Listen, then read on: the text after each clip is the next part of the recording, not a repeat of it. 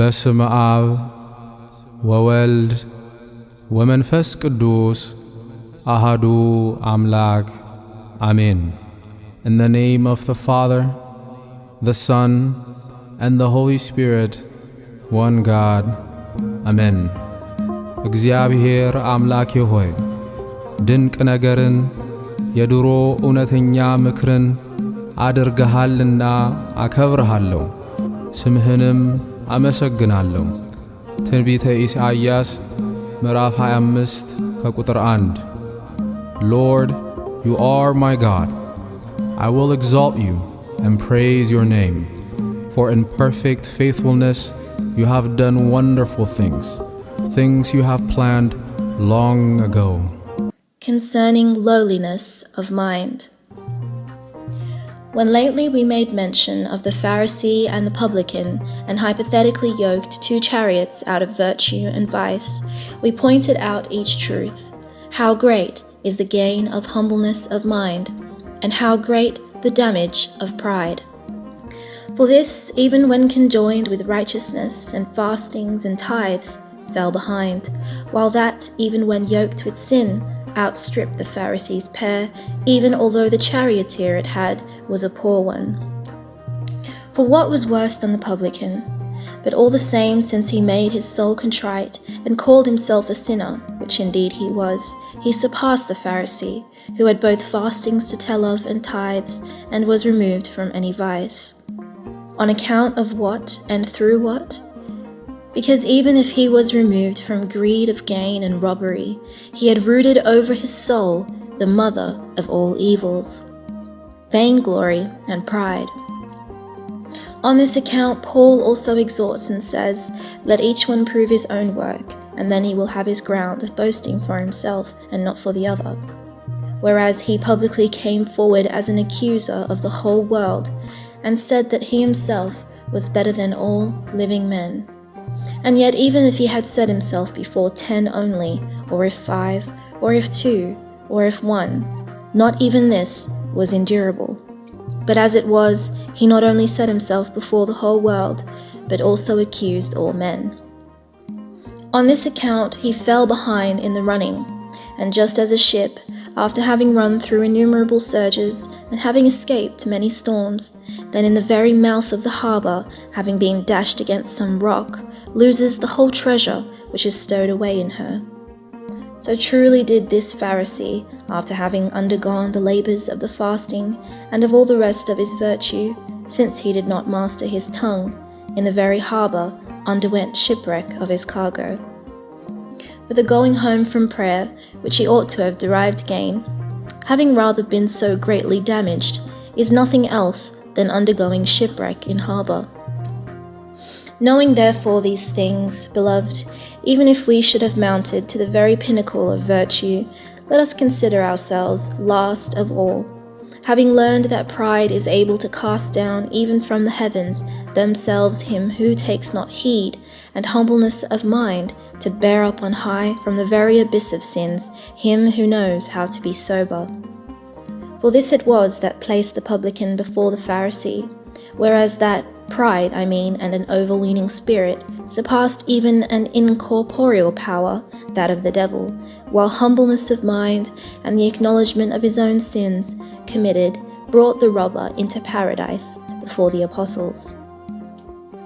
Now if the confidence which they who confess their own sins affect for themselves is so great, they who are conscious to themselves of many good qualities yet humble their own souls, how great crowns will they not win? For when sinfulness be put together with humbleness of mind, it runs with such ease as to pass and outstrip righteousness combined with pride. If therefore thou have put it to with righteousness, whither will it not reach? Through how many heavens will it not pass? By the throne of God itself surely it will stay its course, in the midst of the angels with much confidence. On the other hand, if pride, having been yoked with righteousness, by the excess and weight of its own wickedness, had strength enough to drag down its confidence, if it be put together with sinfulness, into how deep a hell will it not be able to precipitate him who has it? These things I say, not in order that we should be careless of righteousness, but that we should avoid pride, not that we should sin, but that we should be sober-minded. For humbleness of mind is the foundation of the love of wisdom which pertains to us. Even if you should have built a superstructure of things innumerable, even if almsgiving, even if prayers, even if fastings, even if all virtue, unless this have first been laid as a foundation, all will be built upon it to no purpose and in vain, and it will fall down easily, like that building which had been placed on the sand. For there is no one of our good deeds which does not need this. There is no one which, separate from this, will be able to stand. But even if you should mention temperance, even if virginity, even if despising of money, even if anything whatever, all are unclean and accursed and loathsome, humbleness of mind being absent. Everywhere, therefore, let us take her with us, in words, in deeds, in thoughts, and with this let us build these graces. But the things belonging to humbleness of mind have been sufficiently spoken of, not for the value of the virtue, for no one will be able to celebrate it in accordance with its value, but for the intelligence of your love. For well do I know that even from the few things that have been said, you will embrace it with much zeal.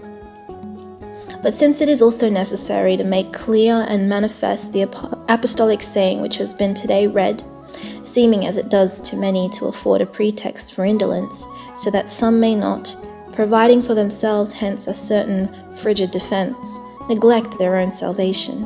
To this let us direct our discourse. What then is this saying? Whether in pretense, it says, or in sincerity, Christ is preached. Philippians chapter 1 verse 18. This many rest absolutely, and just as happens, without reading what precedes and what comes after it, but having cut it off from the sequence of the remaining members, to the destruction of their own soul, they put it forward to the more indolent.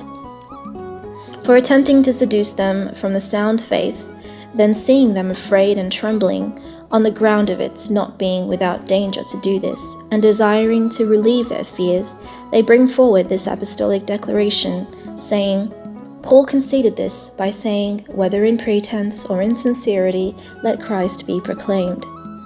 But these things are not true. They are not. For in the first place he did not say, let him be proclaimed, but he is proclaimed. And the difference between this and that is wide.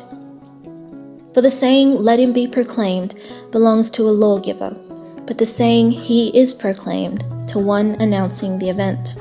For that Paul does not ordain a law that there should be heresies, but draws away all who attended to him. Hear what he says. If anyone preaches to you a gospel besides what you have received, let him be anathema, were it even I, were it even an angel from the heavens. Galatians chapter 1 verses 8 and 9.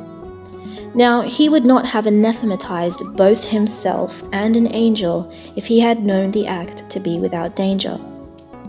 And again, I am jealous of you with the jealousy of God, he says, for I have betrothed you to one husband, as a one chaste virgin, and fear lest at some time, as the serpent beguiled Eve by his wildness, so your thoughts should be corrupted from the singleness that is towards Christ. See, he both set down singleness and granted no allowance. For if there were allowance, there was no danger, and if there was no danger, Paul would not have feared, and Christ would not also have commanded that the tares should be burned up, if it were a thing indifferent to attend to this one or that or another, or to all indiscriminately. Whatever then is what is meant?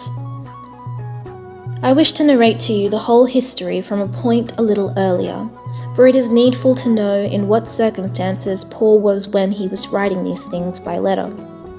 In what circumstances, therefore, was he? In prison and chains and intolerable perils. Whence is this manifest? From the epistle itself. For earlier than this he says, Now I wish you to know, brethren, that the circumstances in which I am have come rather to the furtherance of the gospel, so that my bonds have become manifest in Christ in the whole court and to all the others, and a good many of the brethren, trusting to my bonds, the more exceedingly dear, fearlessly to speak the word. Philippians chapter 1 verses 12 to 14. Now Nero had then cast him into prison, for just as some robber, having set foot in the house while all are sleeping, when stealing everything, if he see anyone having lit a lamp, both extinguishes the light and slays him who holds the lamp, in order that he may be allowed in security to steal and rob the property of others. So truly also the Caesar Nero, then just as any robber and burglar, while all were sleeping a deep and unconscious slumber, robbing the property of all, breaking into marriage chambers, subverting houses, displaying every form of wickedness, when he saw Paul having lighted a lamp throughout the world, the word of his teaching, and reproving his wickedness, exerted himself both to extinguish what was preached and to put the teachers out of the way, in order that he might be allowed with authority to do anything he pleased, and after binding that holy man, cast him into prison. It was at that time when that the blessed Paul wrote these things. Who would not have been astounded? Who would not have marveled? Or rather, who could adequately have been astounded at and admired that noble and heaven-reaching soul, in that, while bound in Rome and imprisoned, as at so great a distance as that, he wrote a letter to the Philippians? For you know how great is the distance between Macedonia and Rome. But neither did the length of the way, nor the amount of time required, nor the press of business, nor the peril and the dangers coming one upon another, nor anything else, drive out his love for and remembrance of the disciples. But he retained them all in his mind, and not so strongly were his hands bound with the chains as his soul was bound together and riveted by his longing for the disciples, which very thing itself indeed also declaring in the preface of the epistle he said, On account of my having you in my heart, both in my bonds and in the defense and confirmation of the gospel, Philippians chapter 1 verse 7, and just as a king, having ascended upon his throne at morning tide, and taken his seat in the royal courts, immediately receives from all quarters innumerable letters, so truly he also, just as in royal courts, seated in the dungeon, both received and sent his letters in far greater number. The nations from all quarters referring to his wisdom, everything about what had taken place among themselves, and he administered more business than the reigning monarch in proportion to his having had a larger dominion entrusted to him. For in truth, God had brought and put into his hands not those who inhabited the country of the Romans only, but also all the barbarians, both land and sea. And by way of showing this, he said to the Romans, Now I would not that you should be ignorant, brethren, that oft times I have purposed to come to you, and have been hindered until the present, in order that I might have some fruit also among you, as among the rest of the Gentiles too. Both to Greeks and barbarians, both to wise and those without understanding, I am a debtor. Romans chapter 1 verses 13 and 14. Every day, therefore, he was in anxious thought, at one moment for Corinthians, at another for Macedonians, how Philippians, how Cappadocians, how Galatians, how Athenians, how they who inhabited Pontus, how all together were. But all the same, having had the whole world put into his hands, he continually cared not for entire nations only, but also for each single man. And now indeed he dispatched a letter on behalf of Onesimus, and now on behalf of him who among the Corinthians had committed fornication. For neither used he to regard this, that it was the individual who had sinned and needed advocacy, but that it was a human being, a living thing most precious to God, and for whose sake the Father had not spared even the only begotten. For do not tell me that this or that man is a runaway slave, or a robber, or thief, or laden with countless faults, or that he is a mendicant and object, or of low value and worthy of no account. But consider that for his sake the Christ died, and this suffices you for a ground for all solicitude. Consider what sort of person he must be, whom Christ valued at so high a price as not to have spared even his own blood. For neither, if the king had chosen to sacrifice himself on anyone's behalf, should we have sought out another demonstration of his being someone great and of deep interest to the king? I fancy not, for his death would suffice to show the love of him who had died towards him. But as it is not man, not angel, not archangel, but the Lord of the heavens himself, the only begotten Son of God himself, having clothed himself with flesh, freely gave himself on our behalf. Shall we not do everything and take every trouble, so that the men who have been thus valued may enjoy every solicitude at our hands? And what kind of defense shall we have? What allowance? This at least is the very thing by way of declaring which Paul also said, "Do not buy your meat, destroy him for whose sake Christ died." Romans chapter 14 verse 15. For desiring to shame and to bring to solicitude and to persuade to care for their neighbors, those who despise their brethren and look down upon them as being weak, instead of all else he set down the master's death. Sitting then in the prison, he wrote the letter to the Philippians from that so great distance. For such as this is the love that is according to God. It is interrupted by no one of human things, since it has its roots from above in the heavens, and its recompense. And what says he?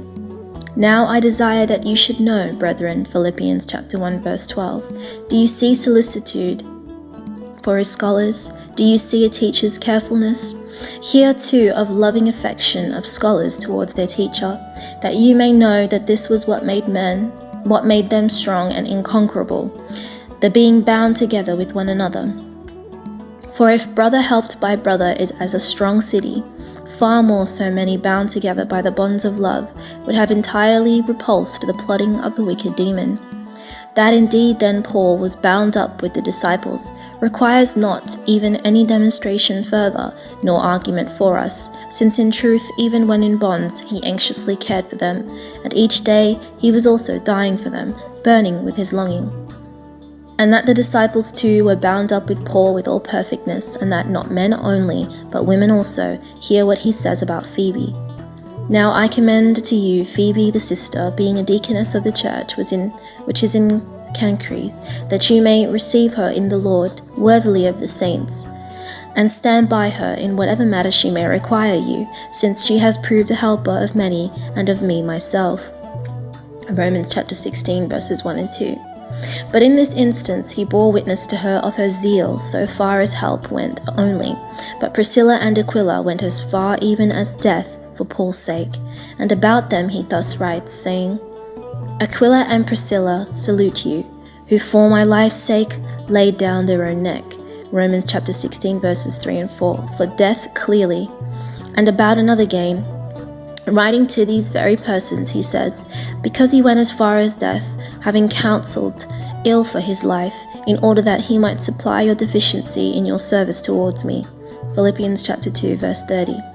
Do you see how they loved their teacher, how they regarded his rest before their own life? On this account no one surpassed them then. Now this I say, not that we may hear only, but that we may also imitate.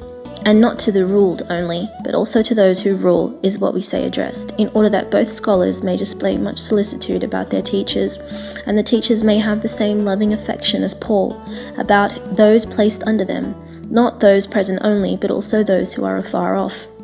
For also Paul, dwelling in the whole world, just as in one house, thus continually took thought for the salvation of all, and having dismissed everything of his own, bonds and troubles and stripes and straits, watched over and inquired into each day, in what state the affairs of the disciples were, and often for this very purpose alone sent, now Timothy, and now Tychicus, and about him he says, that he may know your circumstances and encourage your hearts. Ephesians chapter 6 verse 22. And about Timothy, I have sent him, being no longer able to contain myself, lest in some way the tempter have tempted you. 1 Thessalonians chapter 3 verse 5. And Titus again elsewhere, and another to another place. For since he himself, by the compulsion of his bonds, being often detained in one place, was unable to meet those who were his vitals, he met them through the disciples. And then therefore being in bonds, he writes to the Philippians, saying, Now I desire that you should know, brethren, Philippians chapter 1 verse 12, calling the disciples brethren. For such a thing as this is love, It casts out all inequality, and knows not superiority and dignity. But even if one be higher than all, he descends to the lowlier position of all, just what Paul also used to do.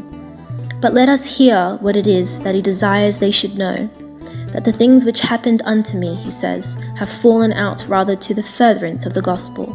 Philippians chapter 1, verse 12. Tell me, how and in what way? Have you then been released from your bonds? Have you then put off your chain? And do you with free permission preach in the city? Have you then, having gone into an assembly, drawn out many long discourses about the faith, and departed after gaining many disciples? Have you then raised the dead, and been made an object of wonder? Have you then cleansed lepers, and all were astounded? Have you driven away demons, and been exalted? No one of these things, he says. How then did the furtherance of the gospel take place? Tell me.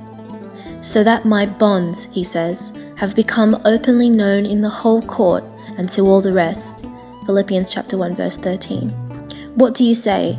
This then, this was the furtherance, this the advance, this the increase of the proclamation, that all knew that you were bound. Yes, he says, hear at least what comes next, that you may learn that the bonds not only proved no hindrance, but also a ground of greater freedom of speech. So that several of the brethren in the Lord, in reliance on my bonds, more abundantly dare fearlessly to speak the word. Philippians chapter 1, verse 14. What do you say, O Paul? Have your bonds inspired not anxiety but confidence, not fear but earnest longing? The things mentioned have no consistency. I too know it, for neither did these things take place according to the consistency of human affairs, he means, but what came about was above nature, and the successes were of divine grace. On this account, what used to cause anxiety to all others, that to him afforded confidence. For also if anyone having taken the leader of an army and confined him, have made this publicly known, he throws the whole camp into flight. And if anyone have carried a shepherd away from the flock, the security with which he drives off the sheep is great. But not in Paul's case was it thus, but the contrary entirely. For the leader of the army was bound, and the soldiers became more forward in the spirit, and the confidence with which they sprung upon their adversaries was greater. The shepherd was in confinement, and the sheep were not consumed, nor even scattered. Who ever saw, who ever heard of, the scholars taking greater encouragement in the dangers of their teachers? How was it that they feared not? How was it that they were not terrified? How was it that they did not say to Paul, Physician, heal yourself, Luke chapter 4, verse 23. Deliver yourself from your manifold perils, and then thou wilt be able to procure for us those countless. It was because they had been schooled from the grace of the Spirit that these things took place not out of weakness, but out of the permission of the Christ, in order that the truth might shine abroad more largely, through bonds and imprisonments and tribulations and straits, increasing and rising to a greater volume. Thus is the power of Christ in weakness perfected. For indeed, if his bonds had crippled Paul and made him cowardly, either himself or those belonging to him, one could not but feel difficulty. But if rather they prepared him into greater renown, one must be astounded and marvel, how through a thing involving dishonor, glory was procured for the disciple. Through a thing inspiring cowardice, confidence and encouragement resulted to them all. For who was not astounded at him then, seeing him encircled with a chain? Then demons took to flight all the more when they saw him spending his time in a prison. For not so splendid does the diadem make a royal head as the chain his hands, not owing to their proper nature, but owing to the grace that darted brightness on them. On this account it was that great encouragement resulted to the disciples, for also they saw his body indeed bound, but his tongue not bound, his hands indeed tightly manacled, but his voice unshackled, and transversing the whole world more swiftly than the solar ray. And this became to them an encouragement, learning as they did from the facts that no one of present things is to be dreaded. For when the soul has been genuinely imbued by divine longing and love, it pays regard to no one of things present. But just as those who are mad adventure themselves against fire and sword and wild beasts and sea and all else, so these two, maddened with a most noble and most spiritual frenzy, a frenzy arising from sanity, used to laugh at all things that are seen. On this account, seeing their teachers bound, they the more exalted, the more prided themselves, by facts giving to their adversaries a demonstration that on all sides they were impregnable and indomitable. Then therefore, when matters were in this state, some of the enemies of Paul, desiring to fan up the war to greater vehemence, and to make the hatred of the tyrant, which was felt towards him greater, pretended that they themselves also preached. And they did preach the right and sound faith, for the sake of the doctrine advancing more rapidly, and this they did, not with the desire to disseminate the faith, but in order that Nero, having learned that the preaching was increasing and the doctrine advancing, might the sooner have Paul led away to execution. There were therefore two schools, that of Paul's scholars and that of Paul's enemies, the one preaching out of sincerity, and the others out of love of contention and the hatred they felt towards Paul. And by way of declaring this, he said, "Some indeed through envy and strife are preaching Christ," pointing out those his enemies, "but some also through good pleasure," saying this about his own scholars. Then next about those, some indeed out of contentiousness, his enemies, not purely, not soundly, but thinking that they are thereby bringing pressure upon my bonds for the defense of the gospel. For what, nevertheless, in any way, whether in pretense or in sincerity, Christ is being announced. Philippians chapter 1 verses 16 to 18. So that vainly and to no purpose is this saying taken in reference to heresies, for those who then were not preaching corrupt doctrine, but sound and right belief. For if they were preaching corrupt doctrine and were teaching other things contrary to Paul, what they desired was certain not to succeed to them. Now what did they desire? That the faith having grown, and the disciples of Paul having become numerous, it should rouse Nero to greater hostility. And if they were preaching different doctrines, they would not have made the disciples of Paul numerous, and by not doing so, they would not have exasperated the tyrant. He does not therefore say this, that they were bringing in corrupt doctrines, but that the motive from which they were preaching, this was corrupt. For it is one thing to state the pretext of their preaching itself was not sound, for the preaching does not become sound when the doctrine is laden with deception, and the pretext does not become sound when the preaching indeed is sound, but they who preach do not preach for the sake of God, but either with a view of enmity or with a view to the favor of others. He therefore does not say this, that they were bringing in heresies, but that it was not from a right motive, nor through piety that they were preaching what they did preach. For it was not they might increase the gospel that they were doing this, but that they might wage war against him and throw him into greater danger. On this account he accuses them. And see how with exactitude he laid it, thinking, he says, that they were putting pressure upon my bonds. He did not say putting, but thinking they were putting upon. That is supposing, by way of pointing out that even if they supposed, still he himself was not in such a position, but that even he rejoiced on account of the advance of the preaching. He added therefore, saying, "But in this I both rejoice and will rejoice," doctrines, deceptions, and they were bringing in heresies. Paul could not possibly rejoice.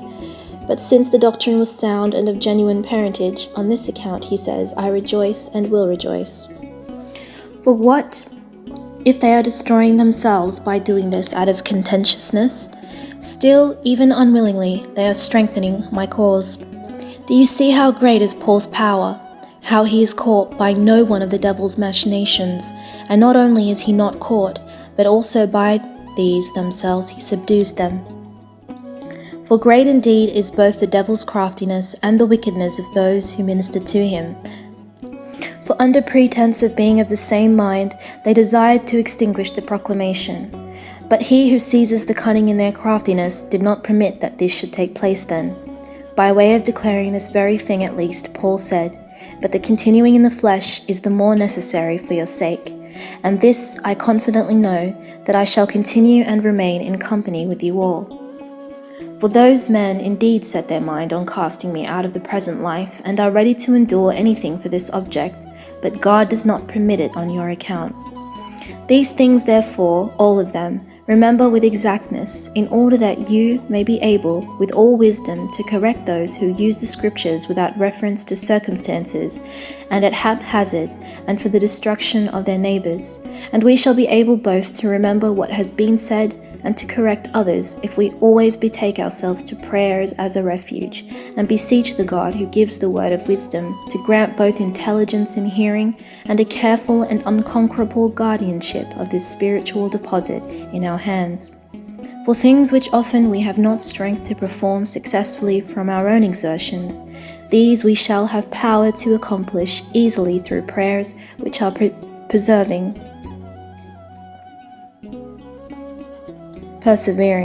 For always and without intermission it is a duty to pray, both for him who is in affliction, and him who is in dangers, and him who is in prosperity, for him who is in relief and much prosperity, that these may remain unmoved and without vicissitude, and may never change, and for him who is in affliction and his many dangers, that he may see some favourable change brought about to him, and be transported into a calm of consolation.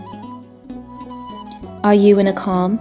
Then beseech God that this calm may continue settled to you. Have you seen a storm risen up against you? Beseech God earnestly to cause the billow to pass, and to make a calm out of the storm. Have you been heard? Be heartily thankful for this, because you have been heard. Have you not been heard? Persevere, in order that you may be heard. For even if God at any time delay the giving, it is not in hatred and aversion, but from the desire by the deferring of the giving perpetually to retain you with himself, just in the way also that affectionate fathers do, for they also adroitly manage the perpetual and assiduous attendance of children, who are rather indolent by the delay of the giving. There is to you no need of mediators in audience with God, nor of that much canvassing, nor of the fawning upon others, but even if you be destitute, even if bereft of advocacy, alone, by yourself, having called on God for help, you will in any case succeed. He is not so wont to assent when entreated by others on our behalf, as by ourselves who are in need, even if we be laden with 10,000 evil deeds. For if in the case of men, even if we have come into countless collisions with them, when both at dawn and at midday and in the evening we show ourselves to those who are aggrieved against us, by the unbroken continuance and the persistent meeting and interview we easily demolish their enmity, far more in the case of God would this be effected. But you are unworthy. Become worthy by your assiduity, for that it both is possible that the unworthy should become worthy from his assiduity, and that God assents more when called on by ourselves than by others, and that he often delays the giving, not from the wish that we should be utterly perplexed, nor to send us out with empty hands, but in order that he may become the author of greater good things to us. These 3 points I will endeavour to make evident by the parable which has today been read to you. The women of Canaan had come to Christ, praying on behalf of a daughter, possessed by a demon, and crying out with much earnestness. It says, "Have pity on me, Lord, my daughter is badly possessed by a demon." See, the woman of a strange nation, and a barbarian, and outside of the Jewish commonwealth. For indeed what else was she than a dog, and unworthy of the receiving her request? For it is not, he says, good to take the children's bread and to give it to the dogs. But, all the same, from her assiduity, she became worthy. For not only did he admit her into the nobility of children, dog as she was, but also he sent her off with that high encomium, saying, "O woman, great is your faith, be it done to you as you will." Now when the Christ says, "Great is your faith," seek thou no other demonstration of the greatness of soul which was in the woman. Do you see how, from her assiduity, the woman, being unworthy, became worthy? Desirest thou also to learn that we accomplish our wish by calling on him by ourselves more than by others? She cried out, and the disciples, having come to him, say, "Let her go away, for she is crying after us." And to them he says, "I am not sent, unless to the lost sheep of the house of Israel." But when she had come to him by herself, and continued crying and saying, "Yes, Lord, for even the dogs eat from the table of their masters," then he granted the favour and says, "Be it done unto you as you will." Do you see how, when they were entreating him, he repelled, but when she, who needed the gift herself, cried out, he assented? For to them he says, I am not sent unless to the lost sheep of the house of Israel. But to her he said, Great is your faith, be it done unto you as you will. Again, at the beginning and in the prelude of her request, he answered nothing. But when both once and twice and thrice she had come to him, then he granted the boon. By the issue, making us believe that he had delayed the giving, not that he might repel her, but that he might display to us all the woman's endurance. For if he had delayed in order that he might repel her, he would have not granted it even at the end. But since he was waiting to display to all her spiritual wisdom, on this account he was silent. For if he had granted it immediately and at the beginning, we should not have known the woman's virtue. Let her go, it says, because she is clamoring behind us. But what says the Christ? You hear a voice, but I see the mind. I know what she is going to say. I choose not to permit the treasure hidden in her mind to escape notice, but I am waiting and keeping silence, in order that having discovered it, I may lay it down in publicity and make it manifest to all. Having therefore learned all these things, even if we be in sins and unworthy of receiving, let us not despair, knowing that by assiduity of soul we shall be able to become worthy of the request, even if we be unaided by advocate and destitute. Let us not faint, knowing that it is a strong advocacy, the coming to God one's self by oneself with much eagerness. Even if he delay and defer with respect to the giving, let us not be dispirited, having learned that the putting it off and delay is a sure proof of caring and love for mankind. If we have first persuaded ourselves, and with a soul deeply pained and fervent, and thoroughly roused purpose, and such as that with which the woman of Canaan approached, we too come to him, even if we be dogs, even if we have done anything whatever dreadful, we shall both rebut our own crimes, and obtain so great liberty of speech, as also to be advocates for others, in the way in which also this woman of Canaan not only herself enjoyed liberty of speech and 10,000 encomiums, but had power to snatch her dear daughter out of her intolerable sufferings. For nothing is more powerful than prayer when fervent and genuine. This both disperses present dangers and rescues from the penalties which take place at that hour, that therefore we may both complete our passage through the present life with ease, and depart there with confidence, with much zeal and eagerness. Let us perform this perpetually. For thus we shall be able to attain both the good things which are laid up, and to enjoy those excellent hopes which God grants that we may all attain, by the grace and loving kindness and compassion of our Lord Jesus Christ, with whom to the Father together with the Holy Spirit be glory, honor, dominion, to the ages of the ages. Amen.